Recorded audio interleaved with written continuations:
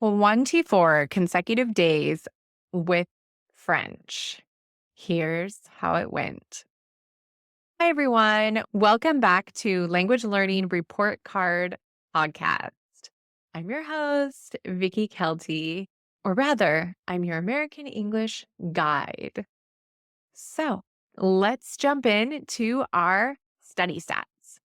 I sent 38 written messages and I had around 84 minutes of more focused practice with French.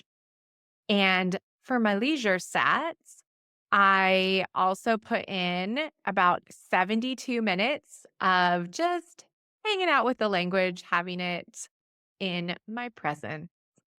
Lots of French contact this month.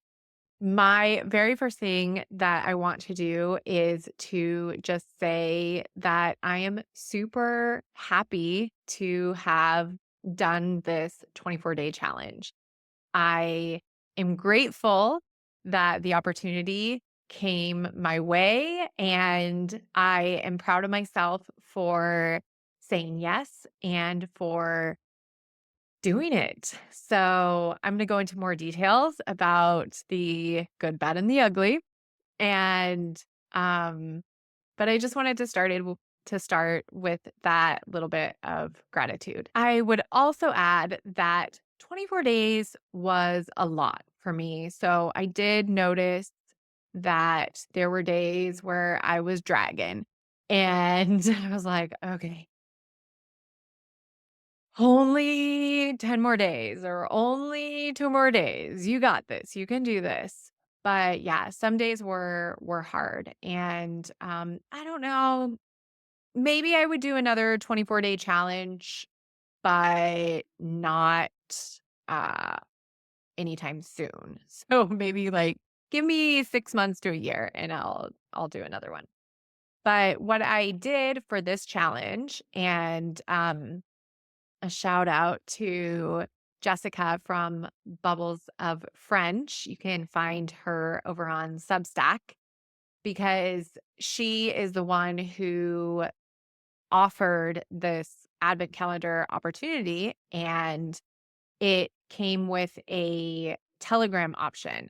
And so I'm going to look at both sides of how that went for me with French. Okay. So basically, what some language teachers do is they offer, and sometimes they'll offer an advent calendar. Usually it's like an email type thing. And so you'll receive emails from December 1st to December 24th with each teacher does it differently, but they're usually like little activities for you to do. And so um I just anticipated, do I have 5 minutes even that I can dedicate to French every day from December 1st to December 24th? That'll be my goal. If I dedicate more time, fabulous, but at least try and get 5 minutes in. Sometimes I only did 2 or 3 minutes and I sped through the the activities, but that's why you'll notice that when I mentioned my study stat and my leisure stat, well, sometimes when I was just speeding through the activities, I just counted that as leisure. So I had some contact with the language, but I wasn't being real intentional about it and taking notes or looking for vocabulary words. And I accepted both levels of contact with French. I was like, I know I'm not going to be able to show up and give 100% every single day over the next 24 days, but I just challenge myself to show up in some capacity. Then the other thing that came with it was the Telegram group. So in that, we could message with Jessica, the French teacher, and the other people in the group. And sometimes I sign up for those types of things and I feel a bit shy to participate, which you might find surprising, but it's true.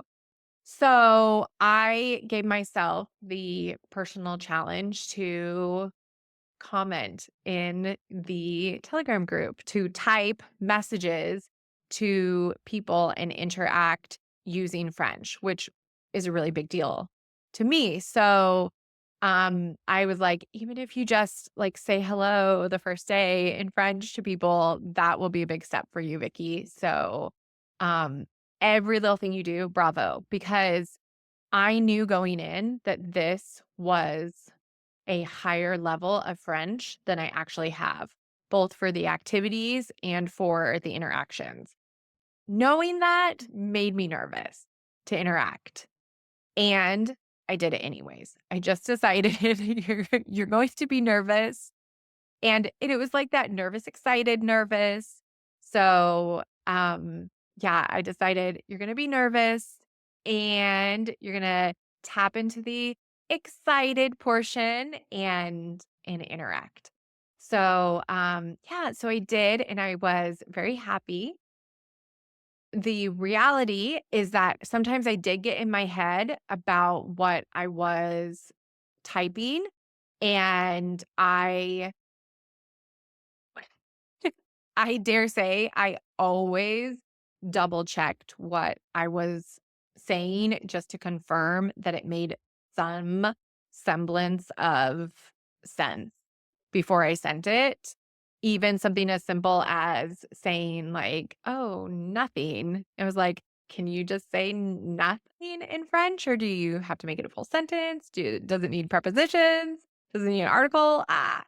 So the positive was that I got to research that stuff before sending it, and so I learned a lot through just these little written interactions, and the downside was that it did take me a lot of time to send a simple message because I was spending so much time rethinking it and getting in my head. And I wanted to say one thing, but I didn't quite have the language for it. And I was basically trying to keep things at my level and learn some things in the process, but just communicate in my level of French. I wasn't trying to communicate in a French that I don't understand and that I can't even use.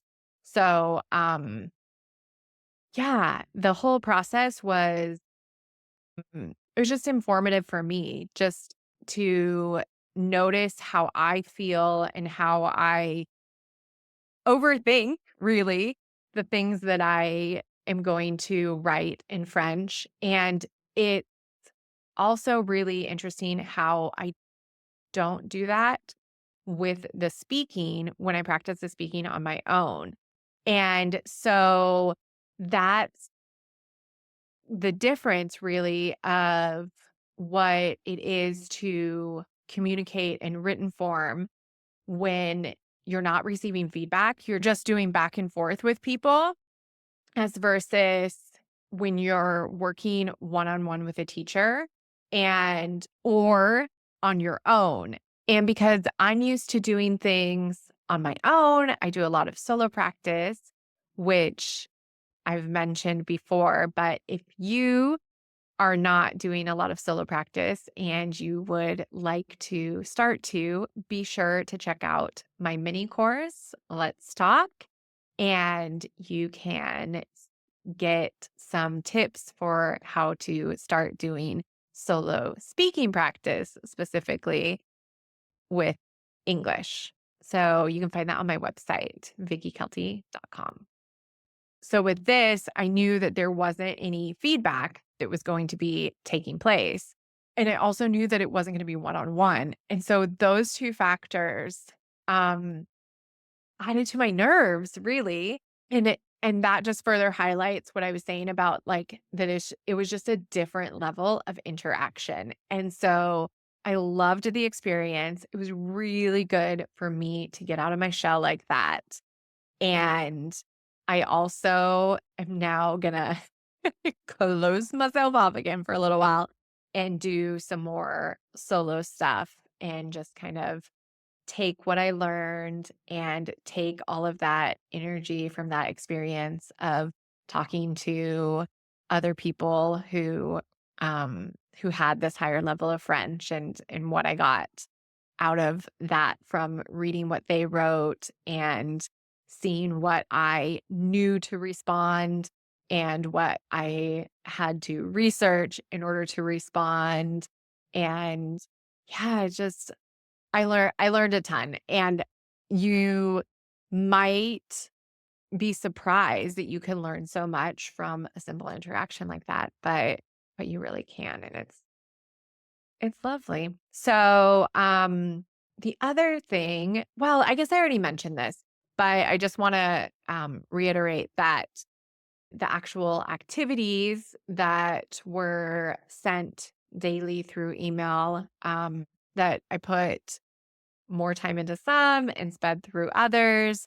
But the point is that I had daily contact with French for 24 days. And that for me is pretty amazing because I don't live in a place where I have French all around me. So yeah, it's just really cool. With that, I feel like I have given a nice little update on how that went. I think you can tell that I'm just really excited still by it, and I'm gonna use that excitement to keep going with French in little ways into the new year. And maybe this will influence what I decide to do for um, I don't I don't always do a New Year's resolution with French, but I don't know. Maybe I have something up my sleeve. I'm kind of doing a New Year's resolution already with this podcast and dedicating time to both French and Spanish each month, but you never know what comes up. So for the moment, I'm just gonna keep going with it, keep this momentum flowing with French, even though I'm taking a break during the holidays that I have holidays right now. But sometimes I actually do more with languages over the holidays. But because I did this 24-day challenge, I'm gonna do the opposite and give myself a break. And I invite you to think about what is best for you. Is it time for you to do a challenge? For more information about challenges, be sure to check out my episode that I did called What Would You Do for 24 Days to Improve Your English? And that, together with this one and the Spanish episode about how my Spanish 24-day challenge went, all can give you just some really great insights before you choose your own New Year's resolution or challenge or whatever you are putting together for your English practice. But I am super curious if there were any elements from my French experience that you have found that you would like to try for your English learning. I would love to hear it. Be sure to send me an email at hola@vickykelty.com. Happy English learning to you.